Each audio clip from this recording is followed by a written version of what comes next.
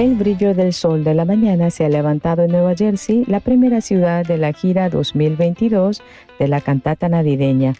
La preocupación que había durante los preparativos de cómo traer a los participantes se desvanece viendo a muchas personas ingresar al lugar del evento con sus rostros llenos de emoción. Resurge en la memoria la alegría de ver en cada ciudad un auditorio abarrotado de público. La recepción del Congreso de Líderes Cristianos no solo reunió a líderes cristianos, sino también a educadores para conversar sobre el futuro de la juventud. Por otro lado, de manera particular, los voluntarios de la cantata navideña recibieron certificados de agradecimiento de parte de la ciudad y el alcalde de Passaic, señor Héctor Lora. My name is Hector Carlos Lora. I am the mayor of the city of Passaic, New Jersey, a city of over 70,000 residents.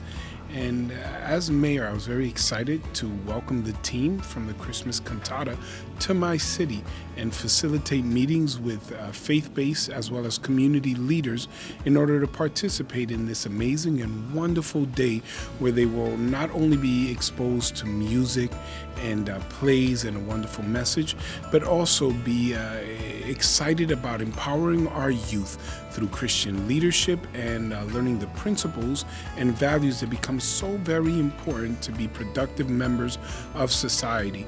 You know, a few years ago, I had ran an outreach ministry in Jersey City, an Egyptian ministry, the Eastern Christian Church, and I was able to connect the Christian Cantata with the community there. So when I became mayor of Passaic, I was once again very excited to do the same.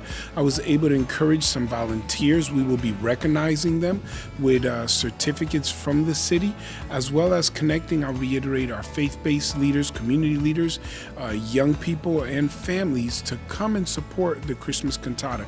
You know, here in our area, the Christmas Cantata performs for free. They receive donations and they go all around the world, different cities, in order to spread an important message. And that is that those most sacred values of faith, of family, of community service, of honoring the Lord must be preserved and maintained. So I'm extremely excited to lend not only my city support, my personal support to the glory of Christ Jesus the Lord, and to ensure that every family will know that there are ministries out here doing the work of the Lord, uniting communities. And I implore of all the leaders, the faith-based community, pastors, ministers, and all of the young people to truly come together, because it is in our unity that we can express strength, but it is in our love that we obey the commandment of Jesus, that we would be known by our love, and that our unity is evidence of that love. Yes, as I mentioned earlier, we will be giving certificates to all of the volunteers that we encourage. We're also providing transportation for our senior citizens to come and participate today. I'm excited to acknowledge the work and the service of volunteers, because volunteerism is really the backbone of community, of outreach, and of assisting others. So we're excited to help the Christmas Cantata, not just this year, but to develop long-term and lasting relationships for future years. So today what I expect is to hear a presentation about unity, leadership, empowering the youth, and encouraging leaders to truly carry out the mission that we have all been called out in terms of service and love and spreading the word and faith. So I'm extremely excited about the opportunity to network with other leaders, to hear the message here from the Christmas Cantata group, and to find out how we can be of further assistance to help expand the outreach of this program. Finalmente se abre el telón de la primera puesta en escena de la cantata navideña del coro Orquesta Gracias.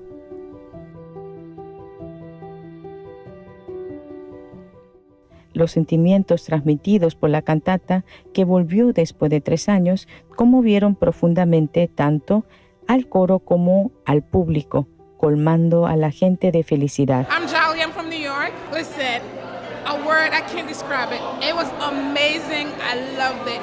It was an amazing time. Driving here, a lot of traffic. I was kind of feel like overwhelmed, but when I got here, speechless. I'm speechless. I remember the fact that he had so much faith in the pastor called him, and he told him that you have to have faith in God and believe in God. And he closed his eyes, and the next day he was healed. He had faith. One thing to remember, it was faith. Faith. I saw it like about 7 years ago, and my wife and my brother-in-law, sister-in-law, I asked them to come with me because I saw it like a long time ago. I didn't see it since, so I wanted to see it again. My favorite act, I would say, is the singing. The ending performance was amazing. The voices were amazing, and I just loved it. I didn't think that their voices could get any higher than it was getting, but they just kept going higher and higher. And I just was like, wow, this is amazing. It's a very good message. I mean, it's something that definitely needs to be heard today, because everybody thinks that, once you do something wrong, you're damned forever, and God doesn't forgive you. And it makes a lot of people not want to come to Christ because it just makes them feel guilty inside, but they don't understand things like he said, allowing us to be able to be redeemed eternally. And Jesus Christ, that's exactly what Jesus Christ came for. Las personas se reunieron a la emoción y la alegría de la puesta en escena de la cantata, tanto que al escuchar el mensaje del Evangelio se gozaron obteniendo el verdadero descanso que proviene de resolver las cargas de los problemas y los pecados de la vida. Después de la actuación exitosa de Nueva Jersey, el coro Orquesta Gracias avanza con entusiasmo hacia la siguiente ciudad, Washington, D.C.